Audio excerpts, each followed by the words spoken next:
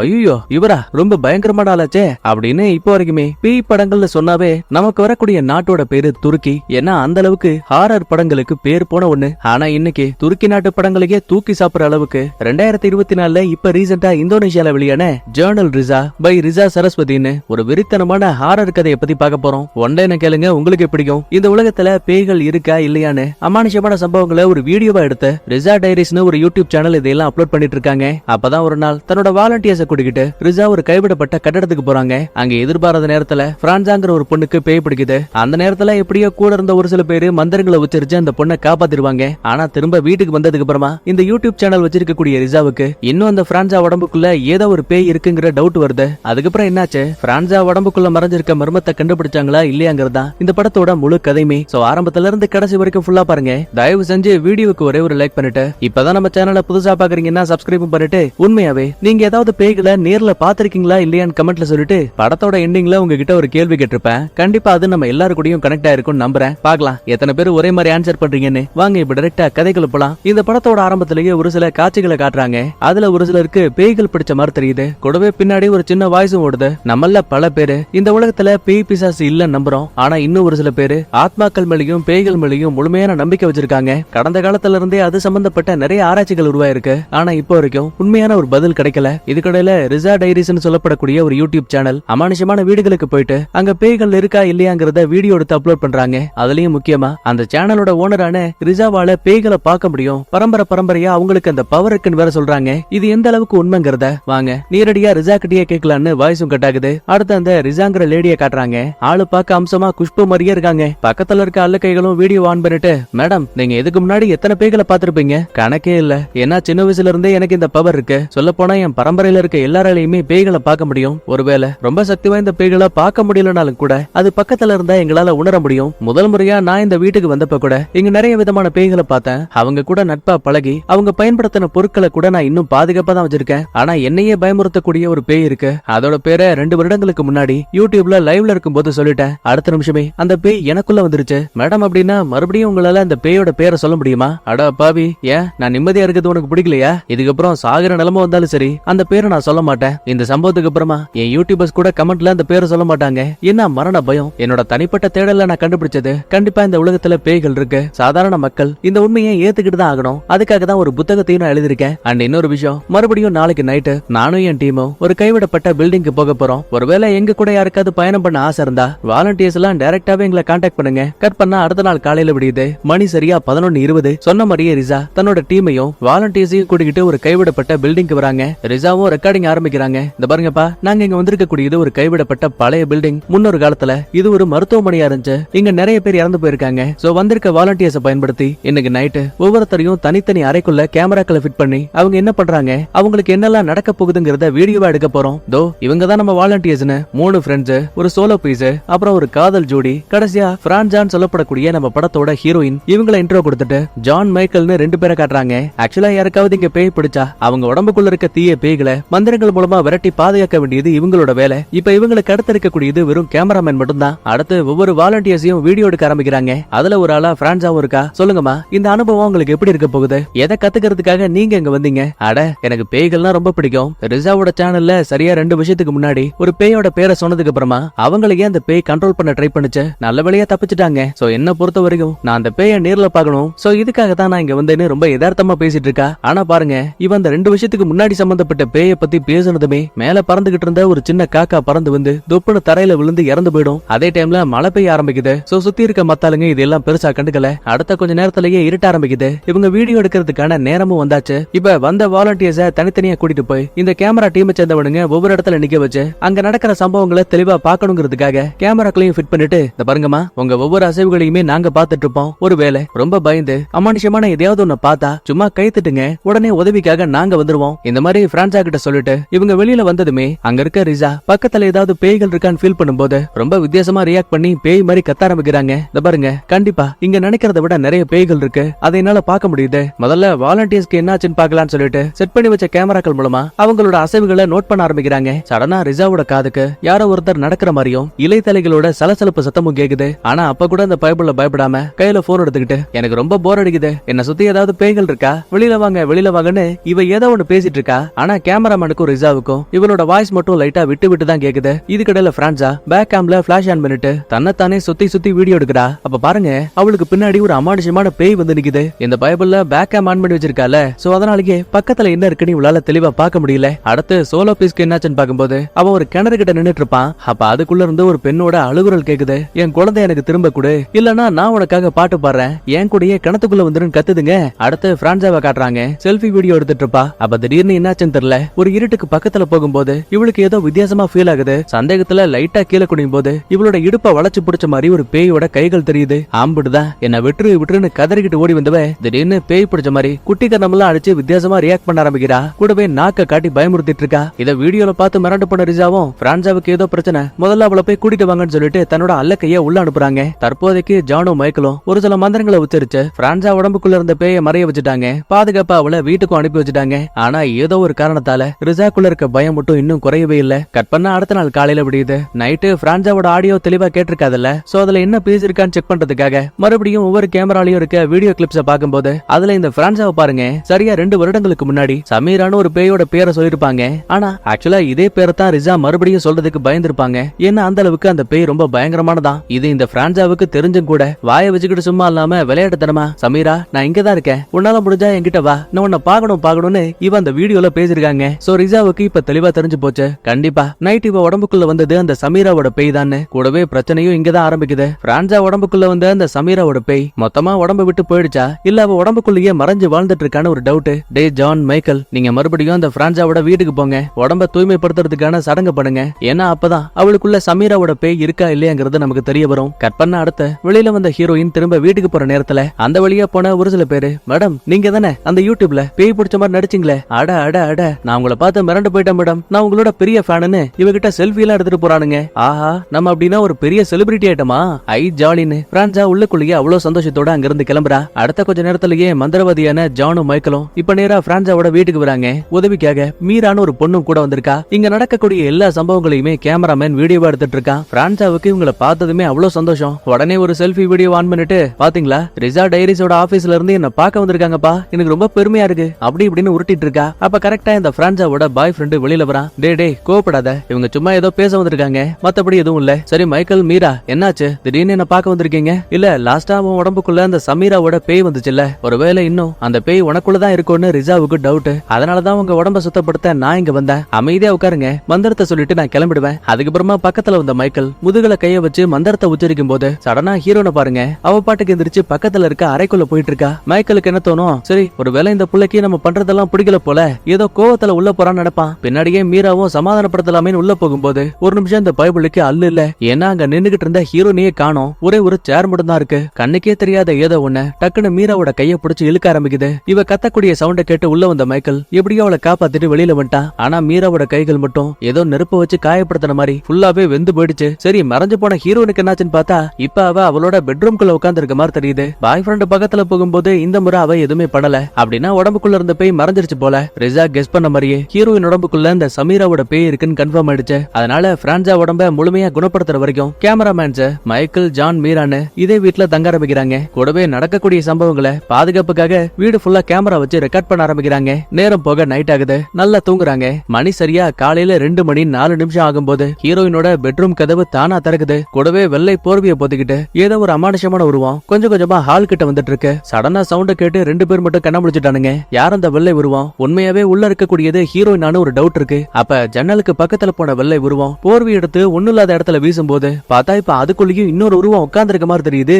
அவ்வளவுதான், மைக்கேலுக்கும் ஜானுக்கும் இதை பார்த்து அல்ல இல்ல. உடனே பக்கத்துல வந்தவனுங்க போத்தி இருக்க போர்வையை வெடுக்கு நிலுக்கும் போது உள்ள யாருமே இல்ல. என்னாச்சு எங்க போச்சு அந்த உருவன் புலம்பிட்டு இருக்கும் போதே தூக்கத்தை விட்டு உண்மையான ஹீரோயின் வெளியில வராங்க. யோ தூங்காம எங்க என்ன பண்றீங்க? இல்லமா நாங்க சும்மா வீடியோ எடுத்து பார்த்தோன்னு நடந்த எதையுமே சொல்லாம மொத்தமா மறைச்சிருவானுங்க. மறுபடியும் காலையில விடியுது. தன்னை சுத்தி நடக்கக்கூடிய அமானுஷமான உண்மைகளை தெரியாம பிரான்சா ரொம்ப யதார்த்தமா தன்னைத்தானே வீடியோ எடுத்துட்டு இருக்கா. அதுக்கப்புறமா இவ்வளவு வச்சு இந்த யூடியூப் சேனலுக்காக ஒரு இன்டர்வியூ எடுக்கலான்னு பார்த்தா ஆரம்பத்துல ரொம்ப கலகலன்னு தான் உள்ள வந்திருக்கா. ஆனா அடுத்த கொஞ்ச நேரத்திலேயே தன்னை அறியாம பயங்கரமா கத்திட்டு அந்த இன்டர்வியூவை கேன்சல் பண்ணிட்டு மறுபடியும் வீட்டுக்கு வந்துட்டாங்க. நம்ம ஏன் இப்படி எல்லாம் பண்ணிட்டு இருக்கோன்னு பிரான்சா அழுதபடியே தன்னோட பெட்ரூம்க்கு போயிடுவா. நேரம் போக மறுபடியும் நைட் ஆகுது, எல்லாம் நல்லா தூங்குறாங்க. விடியற் காலையில 2 மணி 4 நிமிஷம் ஆகும்போது தூக்கத்தை விட்டு மறுபடியும் ஹீரோயின் கண்ண முழிச்சு வெளியில வராங்க. அது மட்டும் இல்ல, இப்ப அவ உடம்புக்குள்ள பேய் இருக்க மாதிரி தெரியுது. நேரா டைனிங் ஹாலுக்கு வந்தவ பழம் வெட்டக்கூடிய ஒரு கத்தியை கவனிக்கிறா. உடனே அத கையில தூக்கிட்டு தூங்கிட்டு இருக்க கேமராமேன்ஸுக்கு முன்னாடி குத்த வச்சு உட்கார்றாங்க. அதோட விட்டா பரவாயில்ல, நைட்டு ஃபுல்லா தரையில அந்த கத்திய வச்சு டொக்குன்னு குத்திட்டு இருந்திருக்கா. ஆனா பாருங்க,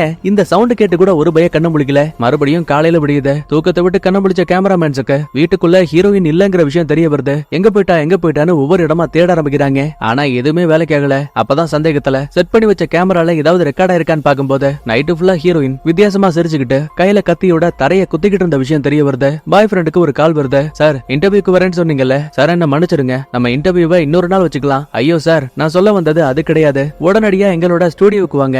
ஏன்னா பிரான்சா இங்கதான் இருக்காங்க. மிரண்டு போன நம்பாளுங்க இப்ப நேரா ஸ்டுடியோக்கு வராங்க. நைட்டு பிரான்சா மாட்டி இருந்த டிரெஸ் அங்க இங்கன்னு கழட்டி வீசப்பட்டிருக்கு. கூடவே ஒரு சோஃபாவுக்கு பின்னாடி உடம்புல ஒட்ட துணி கூட இல்லாம இந்த பைபிள்ல தூங்கிட்டு இருக்கா. மீரா தான் பக்கத்துல இருக்க போர்விய சுத்தி அவளோட மானத்தை காப்பாத்துறா. தூக்கத்தை விட்டு கண்ண முழிச்ச பிரான்சாவுக்கு நான் எப்படிங்க வந்தேன், எனக்கு ஏன் இப்படி எல்லாம் நடக்குதுன்னு குழந்தை மாதிரி அழ ஆரம்பிக்கிறா. இதுக்கடையில பிரான்சா இப்ப அந்த ஸ்டுடியோக்கு போனாலோ அந்த நிமிஷத்துல இருந்து நடந்த எல்லாமே அங்க இருக்க சிசிடிவில ரெக்கார்ட் இருக்கும் இல்லையா. சோ இப்ப அதை எடுத்து ரிசாக்கு போட்டு காட்டுறாங்க. ஏதோ ஒரு காரணத்தால ஸ்டுடியோக்குள்ள வந்த பிரான்சா நொடி பொழுதுல தான் மாட்டி இருக்க துணி எல்லாத்தையுமே அவுத்து போட்டுட்டு அவ பாட்டுக்கு சோஃபாவுக்கு பின்னாடி போய் அமைதியா படுத்திருக்கா. ஆனா ஏன் எதுக்குன்னு ஒண்ணும் புரியல. இப்ப வீடியோவை பார்த்து முடிச்ச ரிசா தாங்கிட்ட இருக்க ஒரு பழமையான போட்டோவை கையில எடுத்து காட்டுவா. தோ இந்த போட்டோல இருக்கக்கூடிய ஆள் தான் சமீரா, எங்களோட தூரத்து சொந்தக்காரி. இவளோட பேரை தான் நான் சொல்ல மாட்டேன்னு சொன்னேன். ஆனா காலம் அதை என்னோட வாயிலேயே சொல்ல வச்சிருச்சு. இவங்க பிறந்து வளர்ந்தது எல்லாமே கப்பூரான்னு சொல்லப்படக்கூடிய ஒரு கிராமம். தங்களோட சொந்த மதத்துல இருந்து வெளியில வந்தாங்க. கூடவே தீய மந்திரங்களை கத்துக்கிட்டாங்க. ஆனா அந்த மந்திரங்களே அவங்களோட உயிரையும் பறிச்சது. இறந்து போனதுக்கு அப்புறமா என் பாட்டியம்மாவுக்கு பரிசா விட்டுட்டு போன ஒரு சில துணிகள் இருந்துச்சு. ஆனா அவங்க அதை கூட வாங்கல. பொதுவா இறந்து போன ஆன்மாக்களுக்கு மனித வாழ்க்கையை வாழணுங்கிற ஆசை அதிகமா இருக்கும். அதனாலதான் ஒரு மனித உடம்ப தனக்கு சொந்தமாக்க துடிக்குது. இப்படி எல்லாம் பேசிட்டு இருக்கும் போதே வீட்டுக்கு வெளியில இந்த ரிசாவோட பையன் விளையாடிட்டு இருப்பான். டே பார்த்து விளையாடுன்னு சொல்லிட்டு கேமராமேன் கிட்ட பேசிட்டு இருக்க நேரத்திலேயே வீட்டோட மாடியில இருந்து புள்ளைய தூக்கிட்டு புருஷங்காரன் கீழே வந்துட்டு இருக்காங்க. அப்படின்னா வெளியில இருந்தது யாருன்னு புரியாம இவங்க மறுபடியும் எட்டி பாக்குறாங்க. அந்த இடத்துல ஒருத்தரை கூட காணோம். அட கடவுளே, ஒரு முறை அந்த சமீராவோட பேரை சொன்னதுக்கு அந்த பேய் என்கிட்ட இவ்வளவு ஆட்டம் காடுது. இதுக்கப்புறம் அந்த பேரையே சொல்ல மாட்டேன்னு புள்ளைய தூக்கிட்டு நேரா அறைக்குள்ள போயிடுவாங்க. அன்னைக்கு நைட் ஆகுது. புருஷங்காரன் விளையாட்டுத்தனமா வீடியோ எடுத்துக்கிட்டு பொண்டாடிக்கிட்ட பேச வந்திருப்பான். அப்ப முதல்ல பாக்கும்போது புள்ளக்காரன் பக்கத்துல விளையாடுற மாதிரி தான் இருக்கு. ஆனா ஒரு நொடி மனைவி பக்கமா கேமராவை திருப்பிட்டு மறுபடியும் குழந்தை பக்கமா திருப்பும் போது விளையாடிக்கிட்டு இருந்த புள்ளக்காரனை காணோம். எங்க போயிட்டான்னு ஒரு நிமிஷம் ரெண்டு பேரும் மிரண்டு போயிடுவானுங்க. ஆனா கேமரா வழியா பாக்கும்போது புள்ளக்காரன் அவனோட அறைக்குள்ள தூங்கிட்டு இருக்கான். இவங்க ஒரு பக்கத்துல நேரா அங்க ஓடி வராங்க. ஆனா அதே டைம்ல நமக்கு காட்டும் போது தூக்கத்துல இருக்க குழந்தைக்கு பக்கத்துல அந்த சமீராவோட பேய் இருக்கு இல்லையா, அது குத்த வச்சு உட்கார்ந்து இருக்க மாதிரி தெரியுது. இதுக்கடையில ரிசாவும் புருஷங்காரனும் பக்கத்துல வந்ததுமே அங்க இருந்த பேயும் மறைஞ்சு போயிடும். பையன் உடம்ப தொட்டு பார்த்தா நெருப்பா கொதிக்குது. உடனே மருத்துவமனைக்கு தூக்கிட்டு வந்துட்டாங்க. 2 ஊசிய பட்டெக்ஸ்ல போட்டதுக்கு அப்புறம் தான் இந்த பயபுளுக்கு காய்ச்சல இறங்குது போல.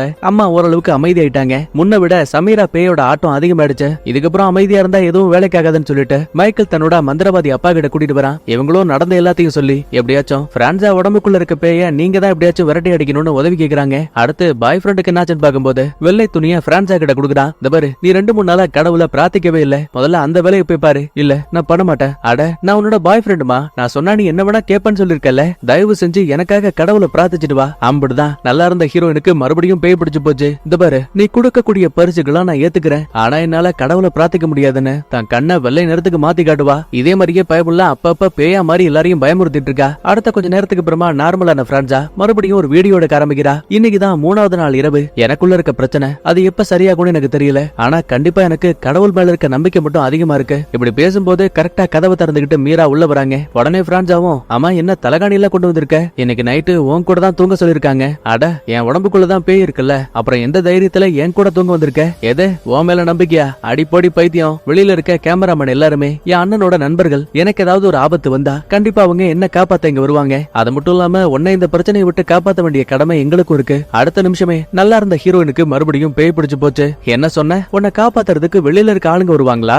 எங்க அதையும் தான் பாக்கலான்னு பிரான்சா இப்ப பக்கத்துல வந்துட்டு இருக்கா. சுத்தி இருந்த பவர் வேற கட் ஆயிடுச்சு. பயந்து போன மீரா பிளாஷ் லைட் ஆன் பண்ணிட்டு பேய் எங்க இருக்குன்னு பாத்துட்டு இருக்கா. அப்ப குடுகுடுன்னு பக்கத்துல வந்த சமீராவோட பேய் இவ மேல ஏறி உட்காந்துக்கிட்டு பயமுறுத்திட்டு இருக்கு. அடி போடி, நான் வெளியில போய் தனியாவே தூங்கிக்கிறேன்னு கதவை திறக்க பாக்குறா. கதவு லாக் ஆயிருக்கு. பிரச்சனை என்னன்னா இந்த அறைக்குள்ள இருக்க எந்த ஒரு கேமராக்களுமே ஆன் ஆகல. அதனாலயோ என்னமோ வெளியில இருக்க ஆளுங்களுக்கு கூட இங்க என்ன நடக்குதுன்னு தெளிவா தெரியல. இதுக்கிடையில கதவை திறக்கிற மீரா டக்குன்னு பின்னாடி திரும்பி பாக்குறா. பெட்ல படுத்திருந்த பேய் இப்ப எழுந்து நிக்குது. மறுபடியும் கதவு பக்கமா திருப்பிட்டு கேமராவை திருப்புறா. இன்னும் அந்த பேய் பக்கத்துல வந்துருச்சு. மறுபடியும் கதவு கிட்ட லைட்டா திருப்பிட்டு பின்பக்கமா திரும்பும் போது இப்ப அந்த பேய் நல்லா சர்வ லட்சணமா ஏதோ பேஸ்ட் கம்பெனிக்கு விளம்பரத்துக்கு நடிக்கிற மாதிரி பல்ல காட்டிக்கிட்டு ஏன்னு நிக்குது. ஆனா அடுத்த நிமிஷமே அங்க இருந்த பேய காணோம். அட பாவீங்களா, இங்க எவ்வளவு பெரிய சம்பவம் போயிட்டு இருக்கு. உங்களை நம்பி உள்ள வந்தல்ல, எனக்கு இதுவும் தேவை இன்னமும் தேவைன்னு மீரா புலம்பிட்டு இருக்கா. கையில இருந்தது வேற ஒரே ஒரு செல்போன் டார்ச் மட்டும் மட்டும்தான். இப்ப அது வேற ஆஃப் ஆயிடுச்சு. இருந்தாலும் மறுபடியும் எப்படியோ மல்லு கட்டி பைபிள்ல பிளாஷ் ஆன் பண்ணிட்டா ஒவ்வொரு இடமா சுத்தி முத்தி பார்க்கும்போது இப்ப அந்த பேயவே காணோம். லைட்டா அப்படியே அண்ணாந்து பாப்பா பாருங்க, சுவர்களுக்கு மேல ஸ்பைடர்மேன் தங்கச்சி மாதிரி இந்த பைபிள்ல ஏறி உட்கார்ந்துருக்கா. கடைசியா உள்ள புந்து மீராவை அட்டாக் பண்ணும்போது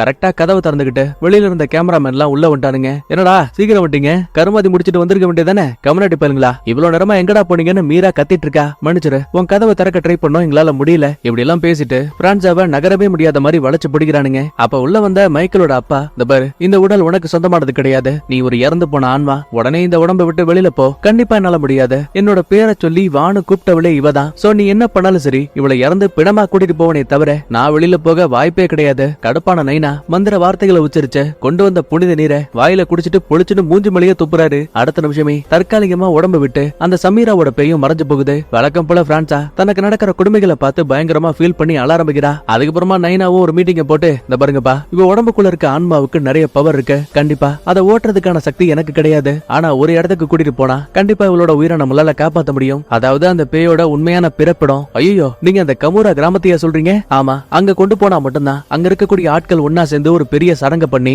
இவளோட ஆன்மாவை மொத்தமா அழிக்க முடியும். என்னோட முன்னோர்கள் கூட அந்த கிராமத்தை சேர்ந்தவங்க தான். ஆனா நல்ல மந்திரங்களை கத்துக்கிட்டு ஒரு சில காரணங்களால அந்த இடத்தை விட்டு வெளியில விட்டாங்க. என் அப்பாவோட பேரை சொல்லி உதவி கேளுங்க, கண்டிப்பா ஊர் தலைவர் உங்களுக்கு எல்லா விதமான உதவியும் பண்ணுவாரு. அதுக்கப்புறமா பெட்டி படுக்கை எல்லாம் பேக் பண்ணிக்கிட்டு பிரான்சாவை கூட்டிக்கிட்டு நேரா அந்த கிராமத்துக்கு போறாங்க. சரி, உடம்புக்குள்ள இருக்க அந்த சமீராவோட பேய் பயப்படும் பார்த்தா, என்னப்பா என் சொந்த ஊருக்கு என்ன கூட்டிட்டு போனா நான் பயந்து ஓடிடுவேன் நினைச்சீங்களா? கிடையவே கிடையாது. நீங்க என்ன இங்க கூட்டிட்டு வந்தீங்கல்ல, அதான் நீங்க செஞ்ச பெரிய தப்புன்னு பயப்புள்ள டைலாக் பேசிட்டு இருக்கா. ஒரு வழியா அந்த கமோரா கிராமத்துக்கு பக்கத்துல வந்துட்டாங்க. குறுக்க ஒரு பாலம் இருக்கு, இதான் அந்த கிராமத்துக்கு போறதுக்கு ஒரே வழி. இப்ப ஆத்த கடந்து நடந்து போற நேரத்துல கிராமத்தான் ஒரு சில பேரு ஆடை இல்லாம ஒரு பாடையை மட்டும் தூக்கிட்டு போறானுங்க. ஒருத்தர் இறந்து போனா என்னென்ன சடங்குகளை பண்ணுவாங்களோ அது எல்லாத்தையுமே பண்ணிட்டு இருக்கானுங்க. மீராவுக்கும் மத்தாளுங்களுக்கும் இங்க என்ன நடக்குதுன்னு தெளிவா புரியல. அடுத்து கிராமத்துக்குள்ள வராங்க. அங்க இருக்க ஒவ்வொருத்தனும் ஒவ்வொரு ரகமா இருக்கானுங்க. சொல்ல போனா ஒருத்தனுக்கு ஒருத்தன் பேசிக்கிற மாதிரி கூட தெரியல. பொதுவா வீட்டு வாசல்ல திருஷ்டிக்காக எலுமிச்சம், படிகார கல்லு, ஏன் கறிக்கட்டைய கூட கட்டி தொங்க விட்டுருப்பானுங்க. ஆனா இங்க என்னடான்னா ஒவ்வொருத்த வீட்டு வாசலுக்கு முன்னாடியும் இறந்து போன ஒரு ஆளோட எலும்பு கூட்டு இருக்கு இல்லையா,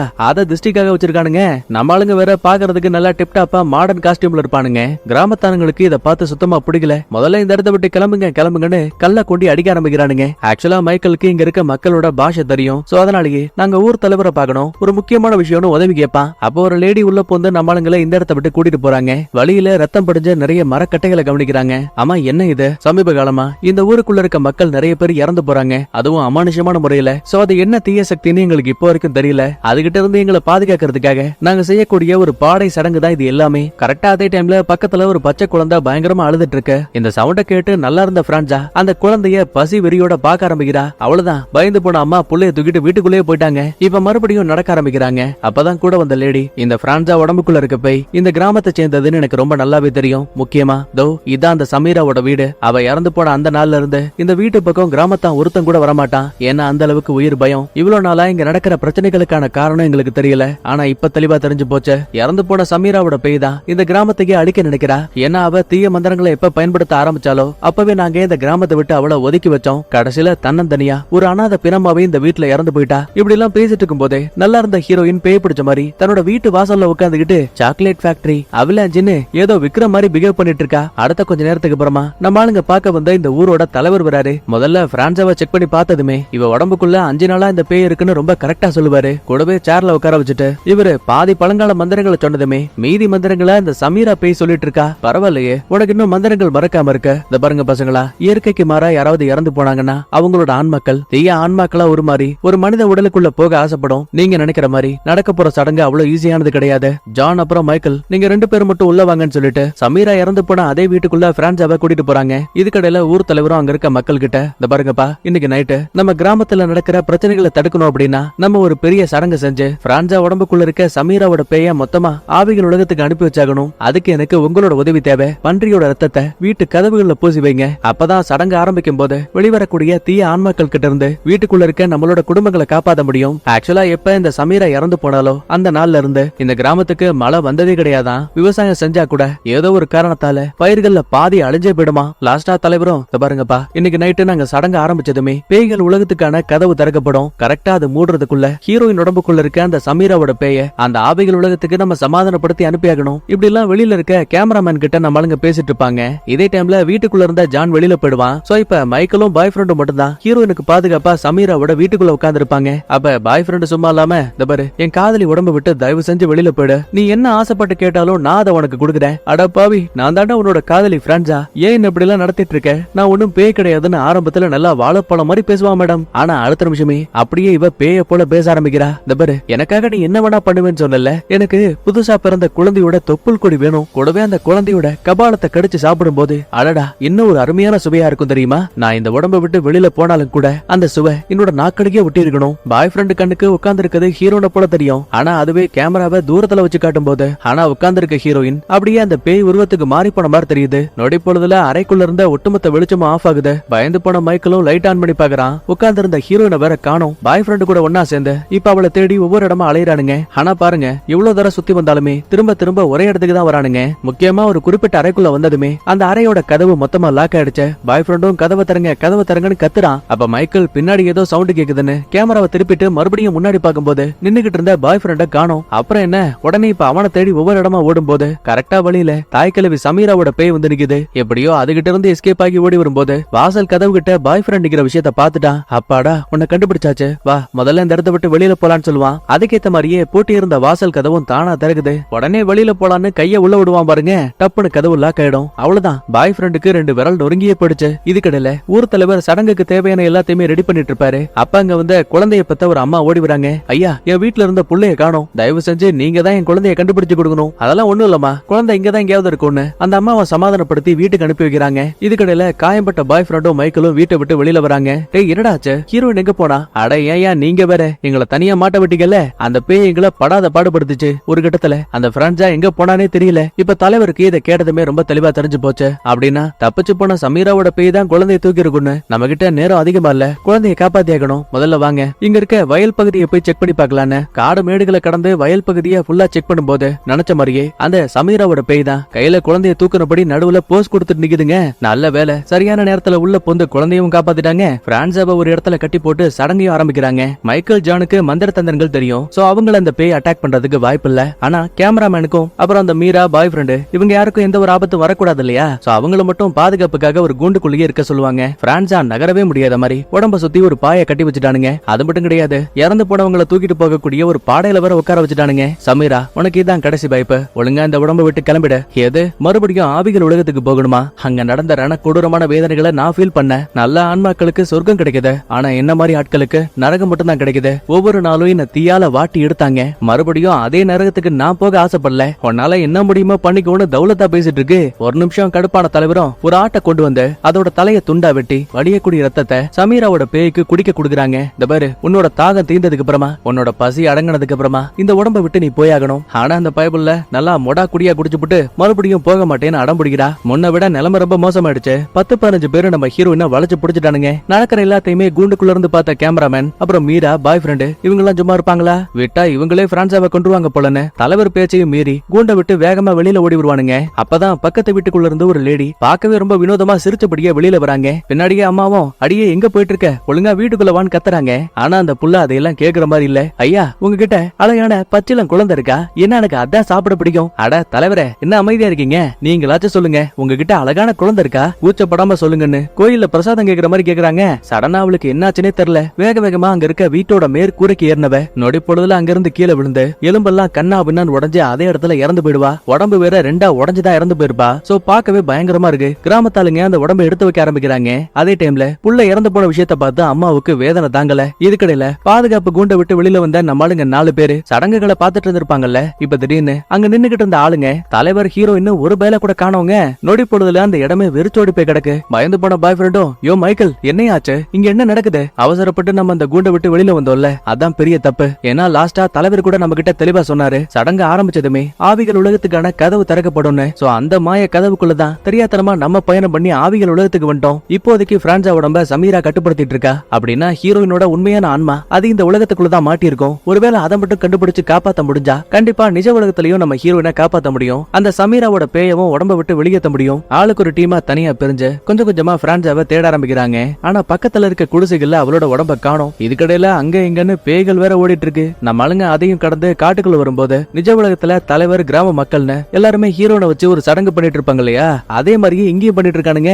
ஆனா என்ன, இது எதுவுமே உண்மை கிடையாது. வேற ஒரு சில பேய்கள் தான் தங்களோட அவளோட உருவத்தை மாத்தி நம்ம தலைவர் மாதிரியும் கிராமத்தாளுங்க போலவும் காட்சி அளிக்குது. மிரண்டு போன மைக்கேலும் இதுக்கு மேல இங்க இருக்க முடியாது, முதல்ல இந்த இடத்த விட்டு கிளம்பலான்னு காட்டோட மறுபக்கத்துக்கு ஓடும்போது வழியில உண்மையான ஹீரோயினோட ஆன்மாவை கண்டுபிடிச்சிட்டாங்க. நல்லவேளை இப்ப அவளுக்கு பேய் பிடிக்கல. அதுக்கப்புறமா ஹீரோயினை கைத்தாங்களா தூக்கிட்டு மறுபடியும் கிராமத்தோட மையப்பகுதிக்கு வரும்போது முன்னாடி இங்க இருந்த யாருமே கண்ணுக்கு தெரிஞ்சிருக்க மாட்டாங்கல்ல. ஆனா இப்ப மறுபடியும் மொத்த பேரும் நிக்கிற மாதிரி தெரியுது. ஆனா என்ன அவங்க சிலைகளை போல உறைஞ்சு போயிருக்காங்க. உடனே மைக்கேலும் இது நிஜ உலகத்தோட பிரதிபலிப்பு, இந்த சேர்ல அவளை திரும்ப உட்கார வச்சா போதும், பிரான்சாவுக்கு அவளோட சொந்த உடல் கிடைச்சிடும். உடனே நம்மளுங்க அவளை உட்கார வச்ச அடுத்த நிமிஷமே நொடி பொழுதுல மொத்த பேருமே நிஜ உலகத்துக்கு வந்துட்டாங்க. அதுக்கப்புறமா தலைவரும் நல்லபடியா சடங்கு முடிச்சிட்டு வாய்க்குள்ள இருந்து ஒரு சின்ன கல் எடுக்கிறாரு. ஆக்சுவலா இப்ப இதுக்குள்ளதான் அந்த சமீராவோட பேய் இருக்கான். ஒரு சீன்ல வீட்டோட மேற்கூரையில இருந்து ஒரு பொண்ணு கீழே விழுந்து இறந்து போயிருக்கும் இல்லையா, இப்ப அவ வாய்க்குள்ள அந்த கல்லை வச்சுட்டு மந்திரங்களை உச்சரிக்கிறாரு. அதே டைம்ல மைக்கேல் அப்புறம் பாய் ஃப்ரெண்ட பார்த்து, டே பசங்களா, உடனே இந்த ஹீரோயினை இந்த ஊரை விட்டு கூட்டிட்டு போங்க, அவ உடம்புக்குள்ள இருந்த பேய நிரந்தரமா நீக்கியாச்சு. ஐயா, அப்படின்னா அந்த பேய் அழிஞ்சிருச்சா?